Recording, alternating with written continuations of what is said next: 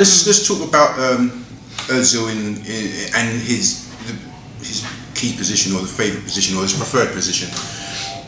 There's a lot of talk about, you know, where he plays. Some people think, or most people think, he should be played as the number 10. We should fit the system. Most people, everybody. All right. Because if you don't, then you don't know. Sorry, everyone apart from, you say, Arsene Wenger, who, you know, given his experience and his qualifications, probably knows better than all of us. Yeah. So, he didn't play that position for Germany, did he? No, he had different players playing. When he was on the wing, he had different players. Yeah, let's not go there. That's no go with him. In the big games where we have to set up defensively, is it a benefit to have him in the middle, or do we push him somewhere else, or we let him float around in the free role, and so it doesn't compromise our setup? Do you remember there used to be a similar debate about Steven Gerrard at Liverpool, and you know, where Liverpool fans said that they liked him in that position, and then you looked at the stats over a season when he played that position, and he got lost upfield, and they conceded a number of crucial goals, including one against us, if you remember, when we won 2-0. So I mean, there are those most creative players. If you're playing that style, that central position is one of the most important positions, and you know, we all know that out of any 11 players out there at any given moment, Ozil is the one least likely to make a tackle. That's essentially the argument. So how do you think playing him there compromises our ability to protect our back four? No. Or do you think playing him there, who would you play behind? How would you set up to make sure that our defensive capabilities aren't compromised? I mean, personally, I think it depends on who else you've got. I think he might have played there this season if for the fact that actually Wilshere's been playing really well. And I think Wilshere's, you know, we've talked about Ozil came back late, didn't want to get, you know, there's more responsibility in that position, and probably they didn't want to give him quite as much responsibility. Wilshere has got back towards near to his best, doesn't he?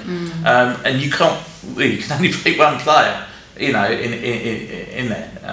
I think it will evolve, and I think Ozil will play more games in that position. To me, he's got to be playing at number 10.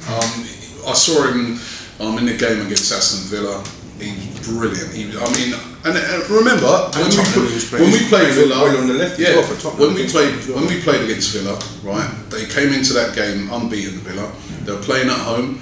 They were second in the table, and they got a decent midfield with Delph in there and people like that. All ill, weren't they? Right? But Delph, and that was well. People make excuses. I thought Ozil was brilliant in that game. So why do you think he didn't? Out wide again. So why do you think that is? Sorry? Why do you think that is? Because that's his natural position. That's where he enjoys playing. That's where he why does the most do you damage. think he got moved? That's what I'm saying. Who knows? I can't work it. Why do you think? Listen, he can play on that left-hand side. I think one thing that Arsene Wenger likes about Ozil is the fact that he's a ball. He can carry the ball from one half to another, which not a lot of players can do. So he likes that about him. But I just feel that on that left-hand side, if he loses the ball, like you said, he's not the sort of player to the same sort of scenario that like Chelsea had with Hazard last year. That he's not going to come back and try and protect, you know. So it leaves players like Gibbs exposed. Have him in the middle. That's where he does his damage, and put him there and let him do what he's best at. That's, for me, he's a top-class creative player. I think really the fault of Arsenal at the moment is that we haven't got that player behind Ozil. That if he loses it, and listen, we want players like that to express themselves, and they may lose it sometimes. So you think? But we need backup behind them to protect and to win it back. That's what Chelsea have in a player like Matic. Which is why, with the Fabregas argument, I was like, we don't need Fabregas at Arsenal. Fabregas would not have won us that game on Sunday. Matic might have been able to have won us that game, because we need that protection, that when those creative players, whether it be Jack, whether it be Ozil, whether it be Sanchez, whether it be Cazorla, lose that ball, there's somebody behind them who can look after it when we haven't got the ball. And that is why everyone's on Ozil's back, well, apart from me and a few others, because when he does lose the ball, he hasn't got that player behind him to recoup the ball. Cristiano Ronaldo, do you see him tracking back? And that's my point as well, is the fact that you I'm know. not saying he's the same. So you've answered the question. You said you couldn't answer it, but you actually did answer it. You said, well, the reason we don't play, he doesn't play Ozil there is because of the weakness behind him. But it's making Ozil so that we can have that. As we don't have that, let's look at the situation as it is now. But it's making Ozil look worse than he actually is, and that's the problem. Yeah. And you know what? He's a top quality player. I love him. But hold on, is he performing? Yeah, no, I mean, we can't keep just saying he's a top quality player. He's not performing. He's not performing. But that's not going to justify some of his recent performances. Villa, he was good. You know, it's other games where I think he's been anonymous and he's getting brushed off the ball too easy. You know, I got fed up last season. Those big defeats we've got of seeing our players sitting on their arse on the floor, having been brushed off the ball, looking at the ref. And it's like, mate, get up. You're not getting a free kick there, and the other team are just attacking against two centre halves. So you know, do you think the physicality of this league is just not to his liking? I'm beginning to worry that it's not the right league for him.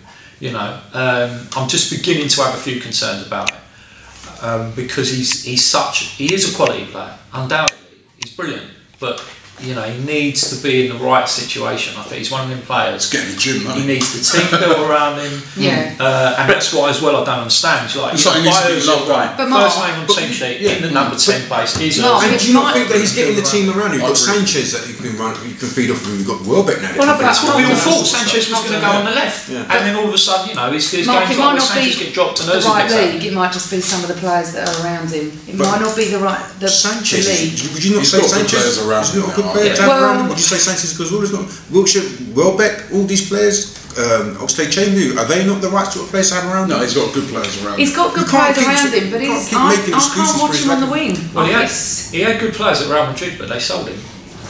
Yeah, and there was uproar about that. Yeah, there was, wasn't there? But they've not done by too the end bad of the this season, they won the Champions League for the first time in ages, you know, and they'd all forgotten about Ozil because Gareth Bale had come in and had helped them win the Champions League again. So, you know, people go on about how fantastic he was at Real Madrid.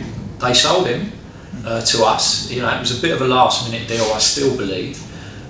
So, you know, that's no justification. He's got to come to Arsenal now. He's got a £42 million price tag hanging around his neck. He's going to have to justify it. And apart from that, he's supposed to be a brilliant player. He's supposed to be an elite player. But we're not helping him, I agree. Yeah. That's what my point is. And I'm not sure about the league. I mean, it is an interesting point, but Bayern Munich want him, of course, and you know, the German league has not been known for being less physical than us. Indeed. Okay, all right. We could go on about this topic forever and a day, but we're going to have to bring it to a close. I'm going to thank all my guests for coming on today. I'm going to thank Paul for coming on. Much appreciated, Paul. Mark, thanks for coming on. Like your blogs, keep writing those renegade blogs.